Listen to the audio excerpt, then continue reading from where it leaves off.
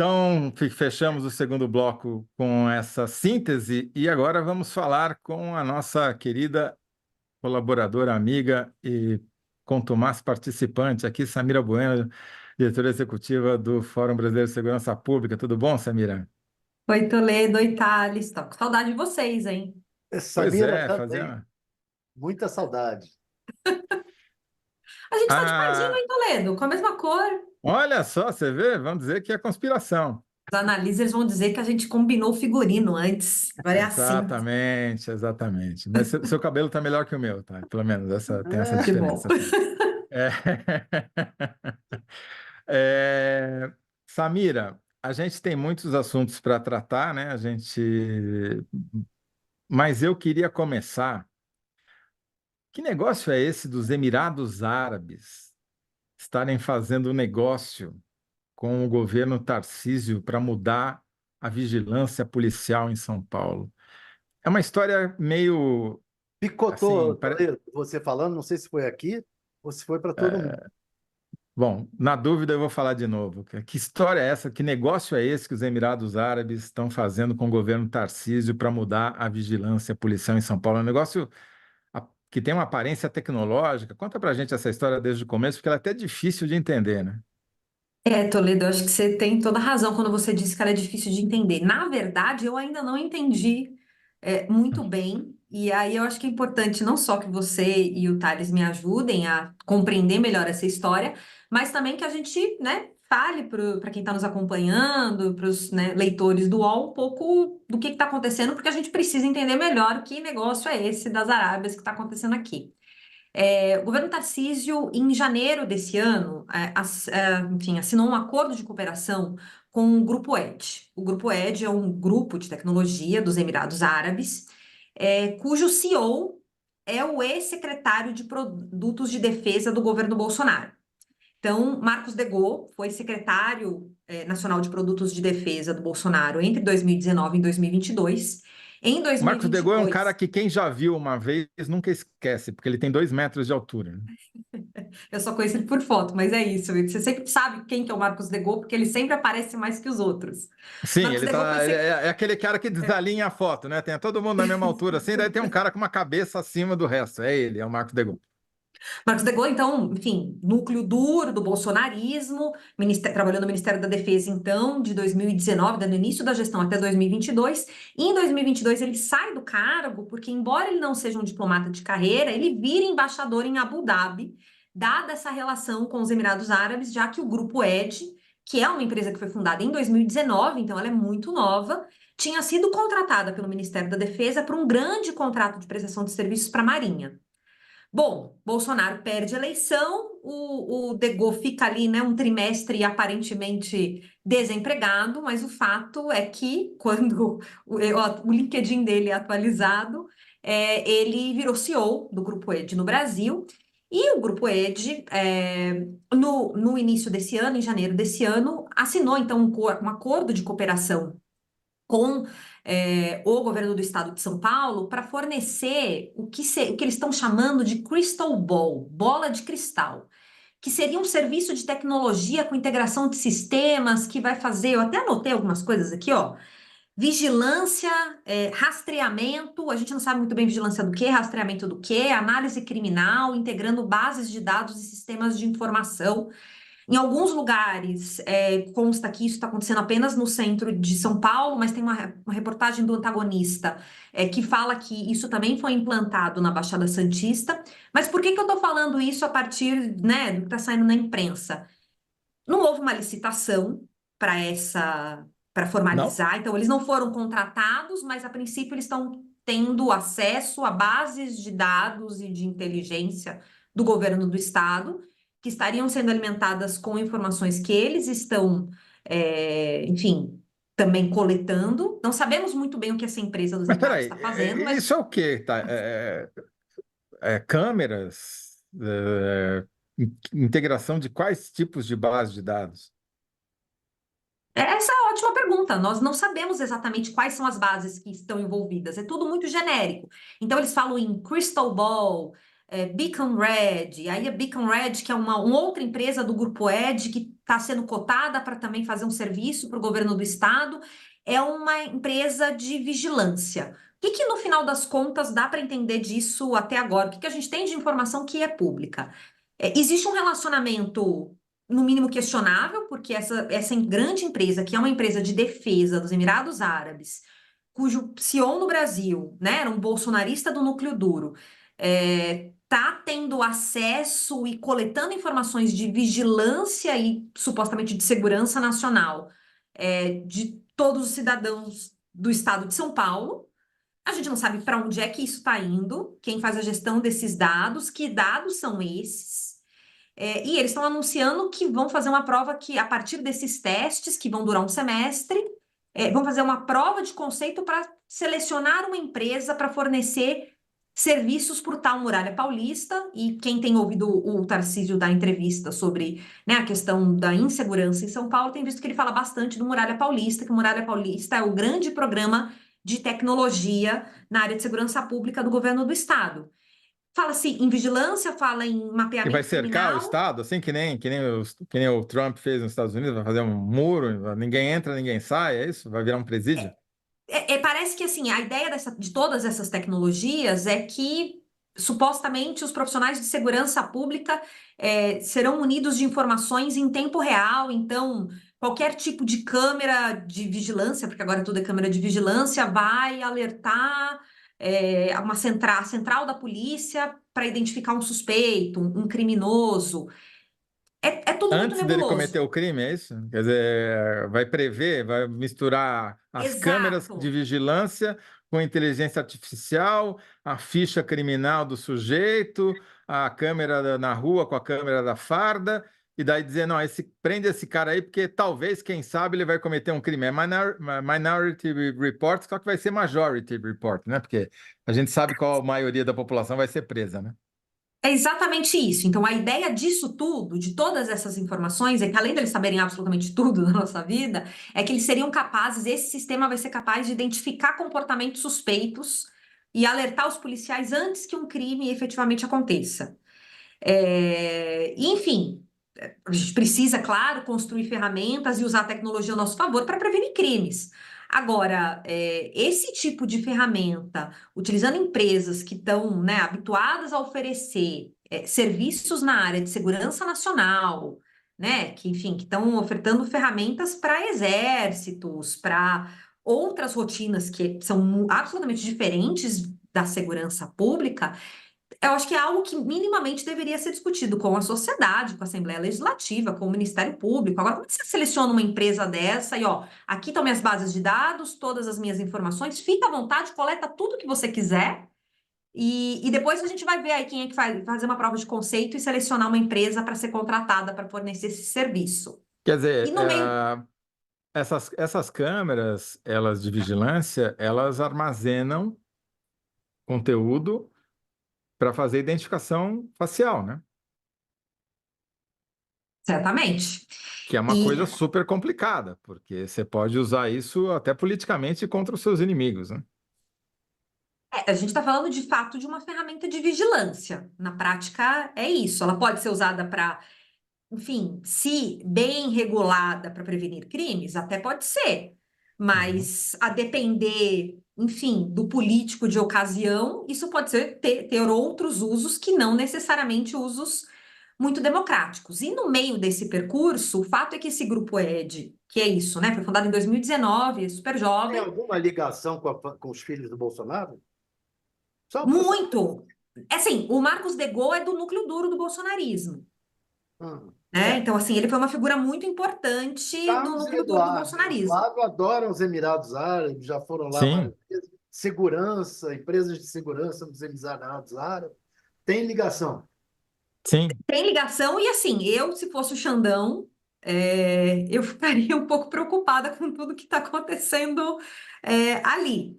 E aí, esse grupo, que é um grupo, então, de defesa, de segurança nacional, que tem esses vínculos com o bolsonarismo, agora tem comprado empresas brasileiras que atuam em outras áreas.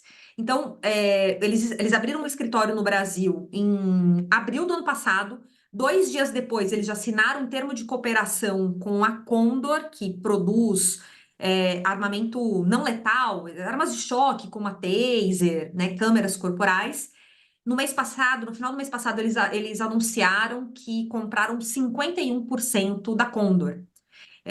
Então agora eles têm, né, mais da metade da participação numa empresa, que é uma empresa, né, nacional, que produz as câmeras corporais, e que muito provavelmente eu não me surpreenderia se essa fosse, né, se Grupo Ed e Condor fossem as selecionadas na licitação que vai ser divulgada muito em breve pelo governo do estado de São Paulo para substituir as câmeras corporais. Já que o plano, né, o que o Tarcísio também tem falado em diversas declarações públicas, é que as câmeras corporais elas serão substituídas porque uma área paulista precisa de uma tecnologia que, enfim, né, de uma câmera que tenha reconhecimento facial, que tenha reconhecimento de objetos, reconhecimento de placa de veículo.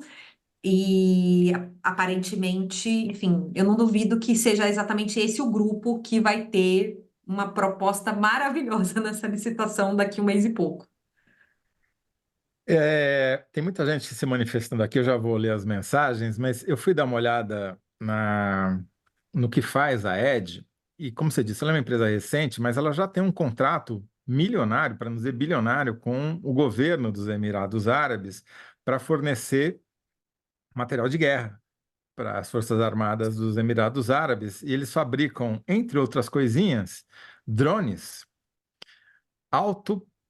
regulados, quer dizer, drones que andam até 100 quilômetros de distância para atingir sozinhos um determinado alvo. Eles são kamikazes, né? Vão cheios de explosivo, alguns deles carregam até 100 quilos de explosivo e atingem determinados alvos. E todo tipo de drone, pequeno, grande, médio, tal, e espionagem, né?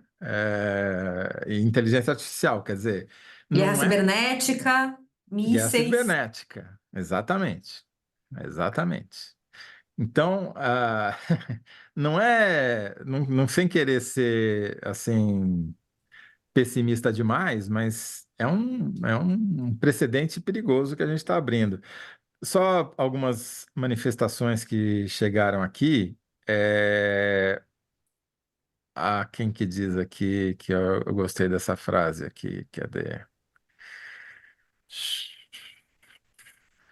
Vigiai e orai é um pouco por aí, né?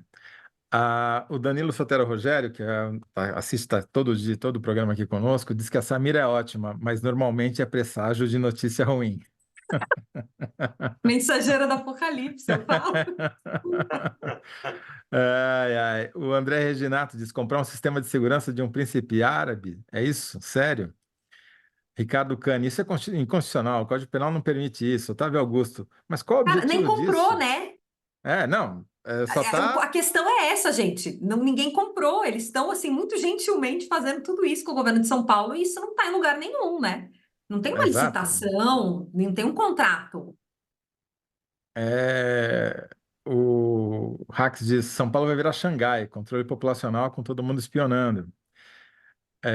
Agora, Samira, qual o contexto, agora mudando um pouquinho, quer dizer, já vimos que é um negócio sério, que a gente não sabe direito o que que é, porque, como você disse, não teve licitação, tem pouca documentação pública para detalhar, e a documentação pública que tem um palavrório meio que não chega a lugar nenhum, né? Aquela coisa que você parece combinação aleatória de palavras. Agora, isso se dá num contexto que não é no vácuo, né? A gente tem uma mudança na política de segurança pública em São Paulo, com a assunção do novo secretário de segurança junto com o novo governador, que mudou o comportamento da Polícia Militar de São Paulo, que passou a matar muito mais do que matava no final do governo passado. Esse comportamento que já começou no ano passado, se acentuou no segundo semestre, a partir da Operação Verão, em setembro, e que continuou está se acentuando, a PM está matando cada vez mais? Tá matando cada vez mais, uma enorme concentração dessa letalidade na Baixada Santista. No primeiro trimestre desse ano, a gente teve um volume muito significativo de mortes produzidas ali naquela região. Mas além do que aconteceu na Baixada Santista, a gente está falando de uma letalidade que aconteceu no estado todo. E tudo isso em meio ao que você mesmo disse, né? Uma série de tentativas do atual secretário de Segurança Pública, o Derrite, de instrumentalizar a polícia militar. Então, né, ele troca, ele faz uma movimentação trocando metade do coronelato de uma vez só, que é algo que não tem precedentes. Ele coloca em cargos-chave figuras que são muito alinhadas à mesma perspectiva ideológica dele. Então, primeiro, tem uma perspectiva ideológica muito clara, não é necessariamente técnica. Segundo, são egressos de unidades como o Choque, a Rota, que podem, enfim, são coronéis muito bem preparados, mas que são coronéis que são formados e estão acostumados a lidar com uma lógica de trabalho muito calcada nessas operações especiais. E na prática, o grosso do trabalho de segurança pública no dia a dia não tem nada a ver com isso. Né? A gente chama a rota ou chama uma unidade do choque enfim, num controle de distúrbio civil, então aquela enorme manifestação, é gente na frente de estádio, é roubo a banco, são situações muito extremas que você mobiliza essas tropas especiais.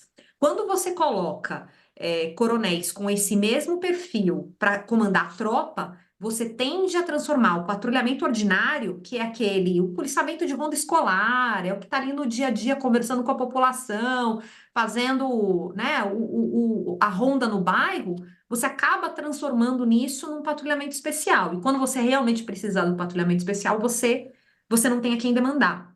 Pior, você acaba dando margem para que cada vez mais a gente veja situações de descontrole, como a gente tem visto com certa frequência, né? De episódios de violência policial, porque, enfim, acho que tem uma mensagem muito forte para a tropa de que liberou geral, né?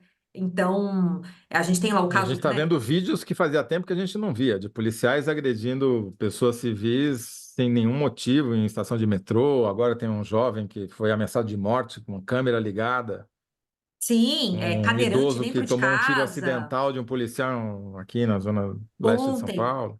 Exato, um idoso que leva um tiro. Então, assim, a gente tem policial que foi morto, né, por patrulha, porque os policiais assumiram que ele seria um criminoso porque ele estava com uma arma na mão e não perguntaram, só atiraram. Quando tiraram o capacete, perceberam que era um colega, né? Então, assim, para a gente entender, acho que esses exemplos mostram a gravidade do que está acontecendo e a gravidade de você ter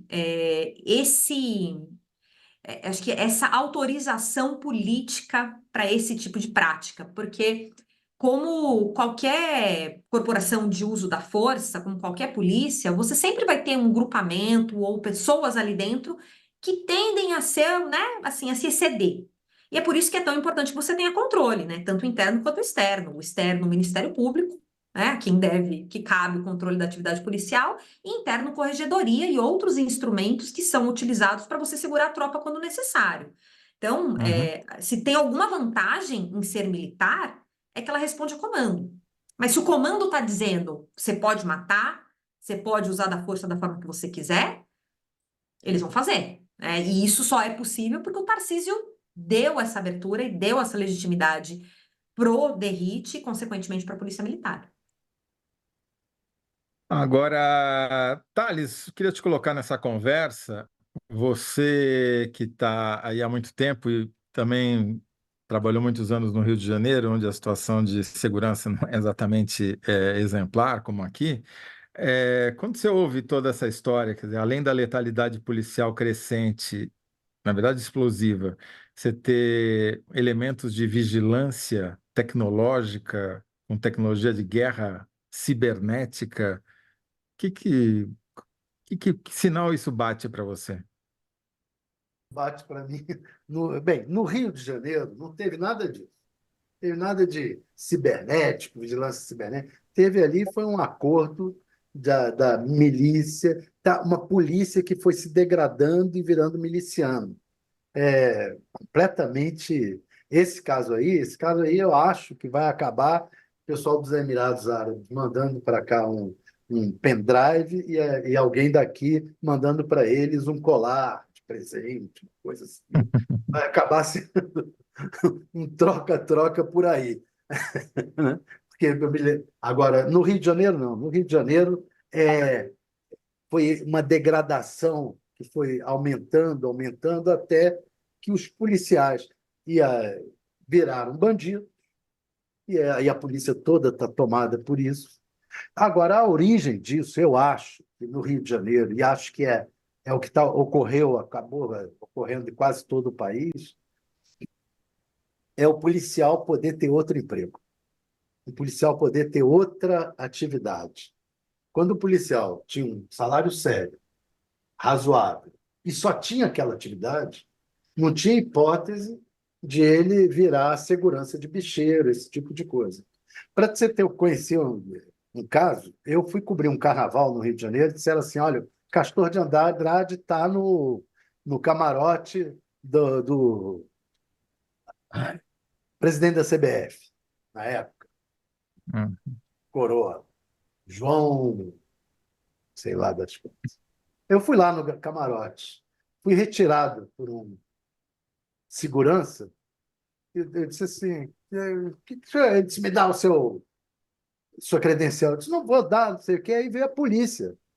Eu chamei, seu guarda, vem cá. O guarda veio para pedir o documento do cara. O cara disse, não. Ele era segurança do Castor de Andrade, João Avelange. Estava no camarote do João Avelange, protegendo o Castor de Andrade. E aí vem um delegado defender o... Era assim, foi misturando a polícia, o bicheiro, a bandidagem, e virou aquilo lá, o Rio de Janeiro. Sim, o núcleo de assassinos profissionais usados pelos contraventores, como a imprensa carioca costuma chamar os maiores criminosos organizados do Rio de Janeiro, são todos formados por ex-PMs, tá aí o Rony Lessa, para não nos deixar mentir, né? O, Mas deixa eu, só me falar. permite fazer um comentário, porque o Thales trouxe um elemento muito importante, que é a coisa do bico, né? Essas atividades supostamente informais que os policiais prestam no horário da folga. Isso é proibido pela legislação, né? Isso segue sendo proibido pela legislação, mas na verdade é uma baita hipocrisia, porque as escalas de trabalho são desenhadas pensando no bico do policial. Então, as corporações sabem que eles não podem fazer, mas como muitas vezes não remuneram de forma adequada, não dão as condições necessárias de trabalho, então eles desenham, as escalas já são organizadas pensando que esse policial ele vai trabalhar de segurança, em casa noturna, ele vai fazer segurança de empresário, de bicheiro. Então, assim, esse é um problemão que a gente tem no Brasil e que não tá com cara que a gente vai conseguir regular tão cedo, não. Ao contrário. Ô, Samira, tem uma discussão rolando aqui em paralelo entre os analyzers sobre as câmeras de segurança. Eu acho que é importante você explicar que as câmeras em si são um bom negócio, porque elas fizeram diminuir, aparentemente, a letalidade policial no final do governo passado, né? No governo do estado passado. Mas é como ela está integrada nesse sistema de vigilância que é o problema, não é isso? Isso, então, as câmeras corporais que a Polícia Militar implantou ainda em 2020, elas são uma ferramenta super importante para a gente pensar tanto o controle da atividade policial, né? É um servidor público que está armado, que pode usar da força em nosso nome, então ele precisa ser controlado, mas também como um equipamento de proteção individual para esse policial. É uma tendência nas democracias no mundo todo, né? Hoje, nos Estados Unidos, por exemplo, 4 em cada 5 polícias já usam câmeras corporais. Então, enfim, essa é uma realidade que veio para ficar.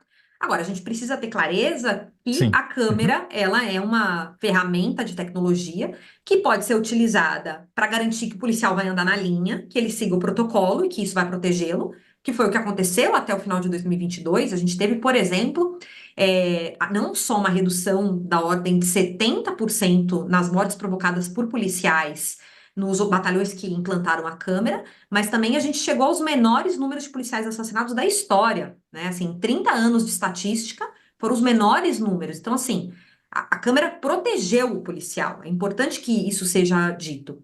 Mas, assim, a tecnologia por si só, ela só vai funcionar, né? Ela não funciona, isoladamente. Você precisa ter mecanismos de supervisão, de controle. O que que o Tarcísio e o Derrite fizeram desde o início? Vamos lembrar que na própria campanha o Tarcísio já dizia: eu vou acabar com as câmeras, eu não quero as câmeras corporais. E ele acabou recuando por conta da pressão popular, até, né? A gente tem uma pesquisa recente do Datafolha que fala que 88% da população da cidade de São Paulo aprova a câmera, né? A utilização de câmeras corporais pelos policiais. Então, é um projeto muito bem visado pela população, mas que o incomoda profundamente. E aí eu acho que tem um incômodo da gestão Tarcísio por dois elementos fundamentais da Câmara. Um, porque ela reduz a violência policial, né? A gente está falando de um governo que é truculento, e ela limita muito as possibilidades de corrupção na ponta da linha.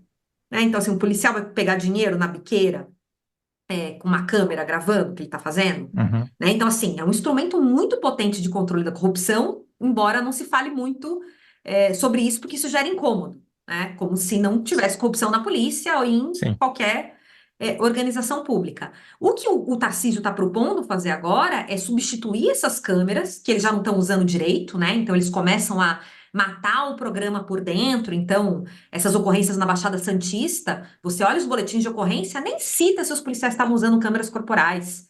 Então, a maior parte dos casos nem tem utilização das câmeras, os policiais estão usando, mas também não explicam por que que não estão usando.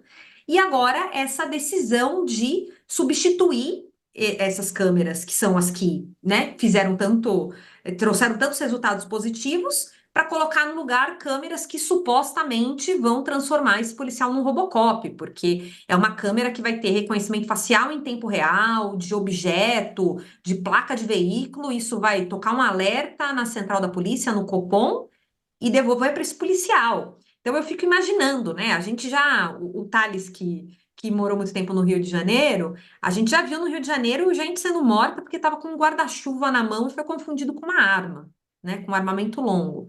Você imagina o que é uma câmera corporal no fardamento do policial, eventualmente reconhecer uma furadeira ou um guarda-chuva como uma arma, como um risco, e Sim. esse policial apertar o gatilho porque, enfim, porque soou um alarme, um despacho na central falando que ele podia, né, que ele estava sendo ameaçado.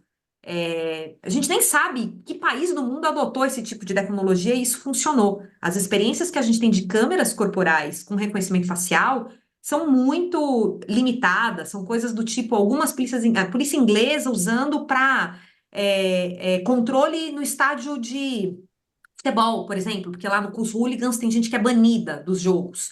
Então, os policiais utilizam a câmera com reconhecimento facial porque, né, o cara foi banido, então ele não pode entrar, então ele precisa na hora ter essa identificação. Mas veja, são casos muito específicos. Você colocar isso no dia a dia do patrulhamento, sem nenhum teste, né? A gente não tem um piloto sendo feito para ver se isso funciona. Isso é um enorme risco, mas me parece que a substituição das câmeras nessa futura licitação que está sendo anunciada é uma forma de acabar com o projeto de uma outra forma. Ele não conseguiu acabar com as câmeras corporais quando ele foi eleito, que era o que ele tinha prometido na campanha. Então, ele encontrou aí um outro instrumento para acabar com um projeto que vinha funcionando para reduzir a violência policial. Se você não quer reduzir a violência policial, você tem que tirar as câmeras mesmo. É, preciso fazer a síntese aqui, que infelizmente a gente já estourou o nosso tempo. Samira, quando você vem, o tempo passa rápido. É sempre o mesmo problema aqui. Mas é sempre um bom motivo, porque assim você volta, né? Tem sempre alguma coisa que faltou falar, então a gente te convida para voltar. Tarcísio negocia vigilância cibernética militar com Emirados para SP, com Emirados Árabes para SP. Te parece um bom título para síntese, não? Eu tô um pouco intrigada que você tá olhando para o céu, você tá pedindo a É Deus. porque, exatamente, é que eu tenho que olhar para a tela do computador, eu tenho duas telas, e a câmera está aqui na minha frente, agora eu estou olhando para a câmera, tá vendo? Ah, Agora, quando eu entendi. olho para o texto que Não está lá em foi Deus cima, que te. não, tô buscando inspiração divina aqui, mas ó, agora eu não estou olhando, só para ver se cabe aqui, porque eu tenho que contar o Repete, número de desculpa. caracteres, entendeu? Tarcísio negocia vigilância cibernética militar com Emirados Árabes para SP. Ótimo. A gente não É sabe os isso. termos da negociação, a gente não sabe exatamente o que consta dessa vigilância, O mas é que é isso, essa né? vigilância O que é essa cibernética, mas a vigilância? gente sabe que a empresa é uma empresa militar, né, que presta serviço para os estados. Aliás, eu estava vendo que um outro país com quem ela assinou dois outros países com quem ela assinou termos de cooperação similares a esse que ela fez com o Brasil são a Hungria e a Turquia. Olha, que coincidência! Quanta Você vê que coisa? democracia! É só Mas é realmente. bom, porque agora os analyzers já vão buscar Grupo Ed, Crystal É, Ball, acordo com isso. o governo de São Paulo, mandar mensagem, encher a caixa de mensagem do Xandão, tipo, Xandão, dá uma olhada aí o que está acontecendo aqui, que a gente está precisando de ajuda. Exatamente. Então tá bom. Muito obrigado mais uma vez, Samira Bueno, diretora executiva do Fórum Brasileiro de Segurança Pública, por aqui iluminar as nossas conversas. Eu que agradeço. Tchau, Toledo, tchau, Thales, tchau, Analyzers. Tchau, Um Samira. abraço.